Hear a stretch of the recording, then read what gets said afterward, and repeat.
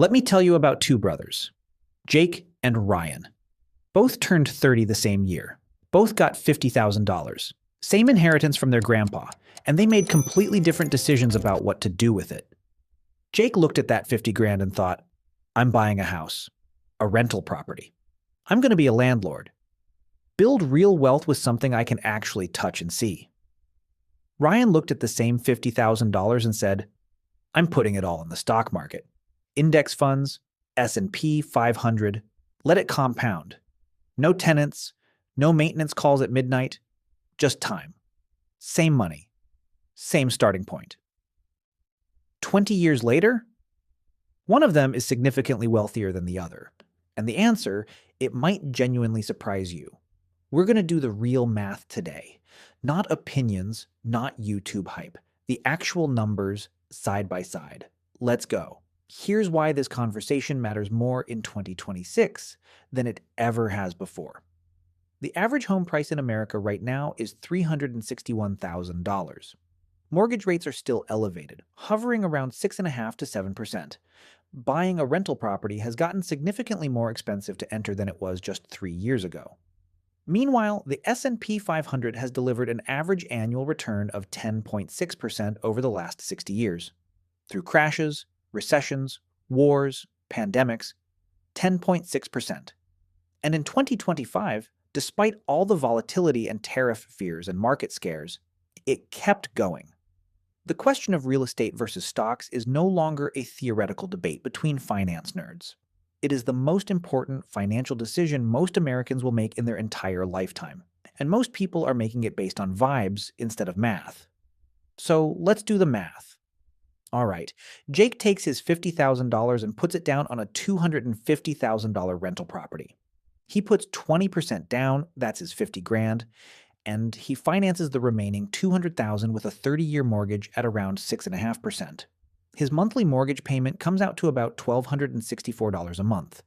Now here's the part of a real estate that most people miss, and it's the single word that makes real estate so powerful. That word is leverage. Jake didn't just control $50,000 of real estate, he controlled $250,000 of real estate with $50,000.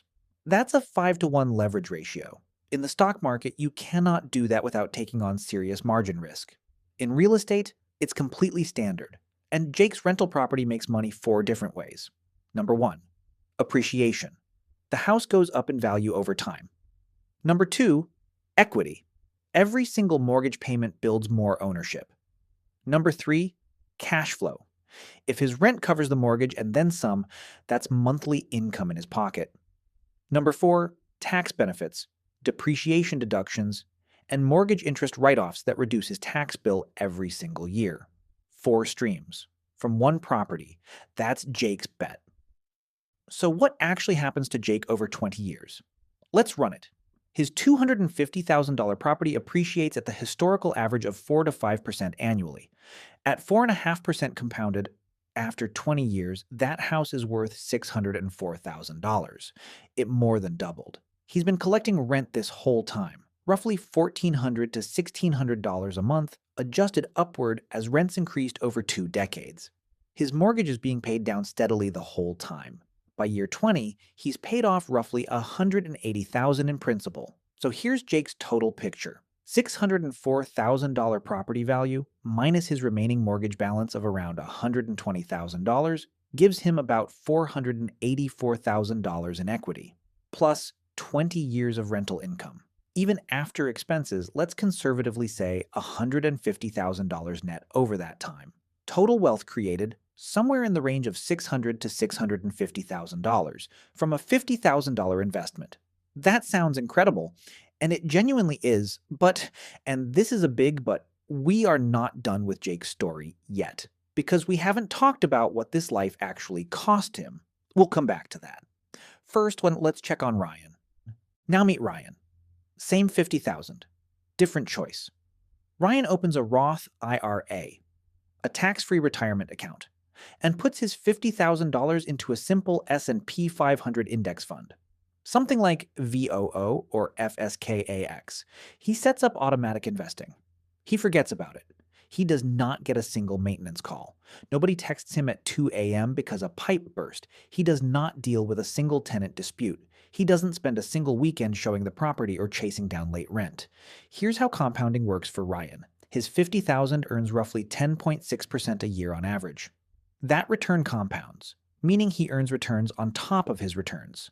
Every single year, the base gets bigger. The growth gets faster. It's like that snowball rolling down a hill, tiny at the top, massive by the bottom. And because Ryan put it in a Roth IRA, none of the growth, not a single dollar, gets taxed when he takes it out at retirement. Zero. He also decides to add $500 a month on top of his initial 50 grand. Why can he do that? Because he is not paying property taxes, maintenance, insurance, and repair bills every year. That money is going straight into more investments instead. Let's run Ryan's numbers, and I want you to feel this. $50,000 at 10.6% average annual return. For 20 years, without adding a single dollar more, grows to approximately $365,000. But Ryan also invested $500 a month on top of that initial 50 grand.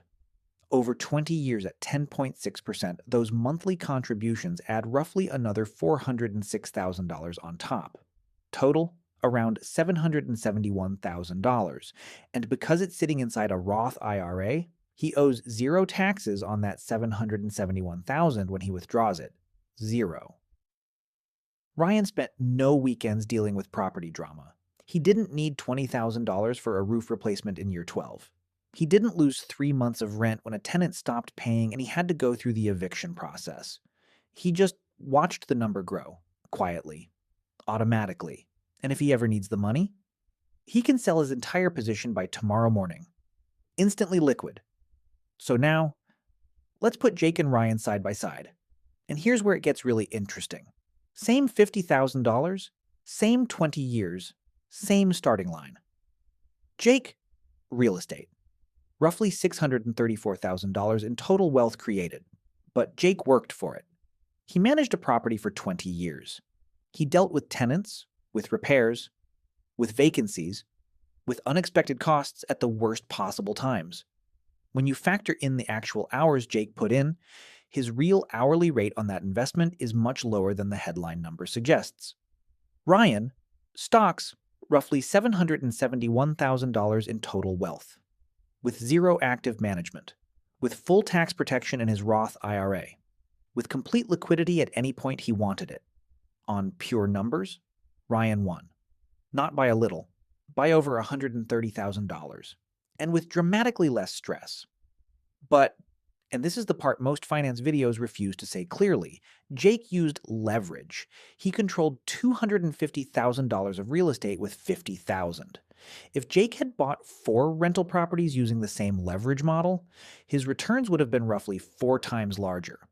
We're talking multiple millions in total wealth. That's the real argument for real estate that the simple numbers don't capture, and that's why this debate doesn't have a clean winner. The real math of building wealth isn't about which one wins in a fair race. It's about understanding what each one is actually built for. Okay, let's be fully honest about both sides. Starting with real estate's real advantages. Leverage.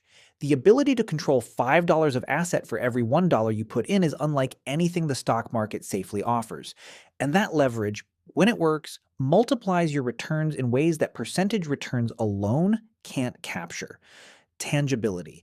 You can drive by your investment, you can feel it. For a lot of Americans, especially people who grew up watching their parents build wealth through home ownership, real estate just feels more real. And that feeling creates discipline and long-term commitment. Inflation protection.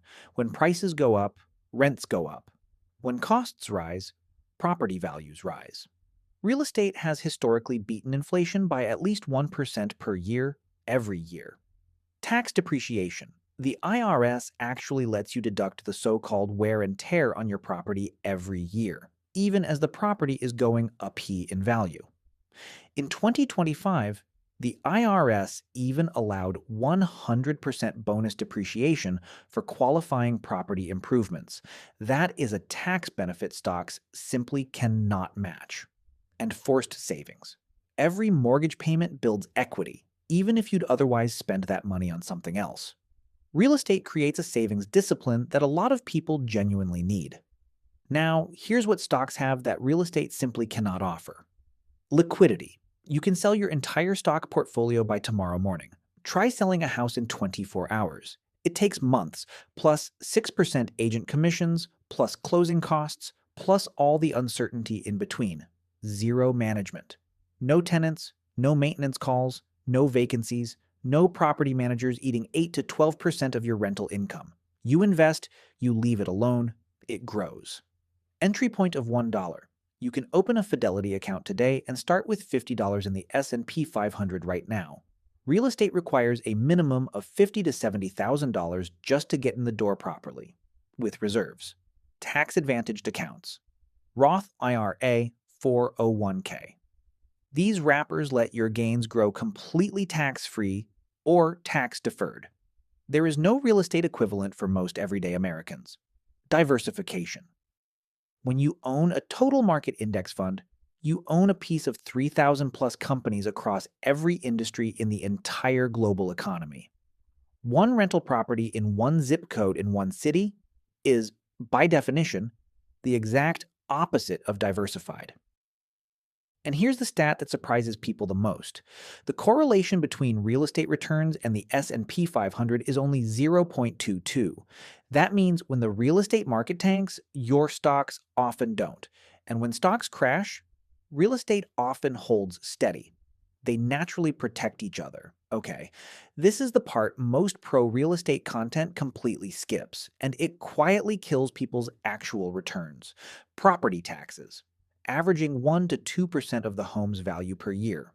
On a $250,000 house, that's $2,500 to $5,000 every single year, forever.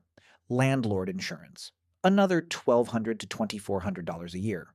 Maintenance and repairs. The industry standard rule: budget 1 to 2% of the home's value annually for maintenance.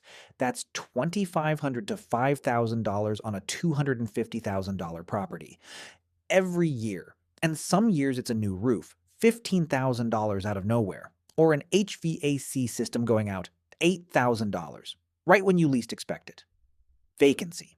The average rental vacancy rate nationally is around 8%. That's roughly 1 month out of every year where you're collecting zero rent, but still paying the full mortgage. Property management. If you hire a manager, and most landlords eventually do because the calls get old fast, that's 8 to 12% of gross rent, gone off the top. When you add all of this up honestly, your actual net return on a rental property is often much closer to 6 to 8% than the headline appreciation numbers suggest. Still excellent. Real estate is still a fantastic investment, but it is absolutely not the no-brainer home run it looks like when people only show you the appreciation number. Here's a secret most beginning investors have never heard of. What if you could own real estate, yes, without actually owning a property? No tenants, no maintenance, no down payment, no midnight calls. That is exactly what a real estate investment trust, a REIT, gives you. A REIT is a company that owns income-producing real estate. Shopping centers, apartment complexes, data centers, warehouses, hospitals. You buy shares in the REIT exactly like buying a stock, for as little as $1, and they are required by law to pay out at least 90% of their taxable income to shareholders as dividends. Here's how powerful this can be. Data center REITs like Digital Realty and Equinix delivered total returns of over 2,300% over the past 20 years. That's an annualized return of over 16%, better than the S&P 500 from real estate, without owning a single physical property. Industrial and logistics REITs have delivered 11% annualized dividend growth over the past 5 years alone. And Realty Income, one of the most popular REITs for everyday investors, has raised its dividend for 114 straight quarters. Every single quarter, for nearly 30 years straight. You get real estate exposure, dividend income, full liquidity, and zero landlord headaches. REITs aren't perfect for everyone. But for beginners, REITs are often the best possible first step into real estate investing. IAL Estate wins on leverage. The ability to control $5 of asset per dollar you invest multiplies your real dollar returns in ways that percentage numbers alone simply cannot capture. And the smartest answer, the one that actual wealthy Americans use, is both. Here's the data. Private real estate has a correlation of only 0.22 with the S&P 500. That means they don't move together. When the stock market crashed hard in April of 2025, when stocks dropped significantly in a short period of time, real estate's stability shined. Investors who owned both, they slept significantly better. The real math of building wealth is not real estate or stocks. It is real estate and stocks. And for most Americans starting from a lower capital base, stocks first, real estate second, is the fastest, lowest barrier path to eventually owning both asset classes. You build the foundation with stocks, then you layer real estate on top when you have the capital and the bandwidth to do it right. So here is your decision framework. 3 questions, answer them honestly. Question 1, how much capital do you have right now? If you have under $50,000, stocks first, period. You need at least $50,000 to $70,000 for a proper real estate down payment plus cash reserves for repairs and vacancies. Don't have it yet? Build it in the stock market first. That is exactly what the stock market is for. Question 2, how much time can you realistically commit? Real estate is a part-time job, even with a property manager. Managing a manager, dealing with issues, making decisions, it takes real time and mental energy. Stocks take maybe 15 minutes a year. Be genuinely honest with yourself about which lifestyle actually fits your life. Question 3. What does your income look like? Real estate's tax benefits, depreciation, deductions are most powerful for people with high stable income who need to shelter it. The Roth IRA's tax benefits are most powerful for people building wealth from a lower income base who want tax-free growth over decades. Your action plan. Start with stocks. Build your foundation. Once you have the capital and the bandwidth, add real estate or REITs on top. That is the 2 asset class wealth building system that most everyday American millionaires actually use to get there. All right, the big question for the comments, team real estate or team stocks? Just drop it below. And if you've already done both, I genuinely want to hear about it. What's been your real experience with each? If this video made the math clearer for you, share it with someone who's been going back and forth on this decision and can't make up their mind. Because this is the video most people never get to see. The actual numbers side by side, no hype. Subscribe for weekly videos exactly like this. Real math, real data, plain English, built for everyday Americans. No fluff. I'll see you next week.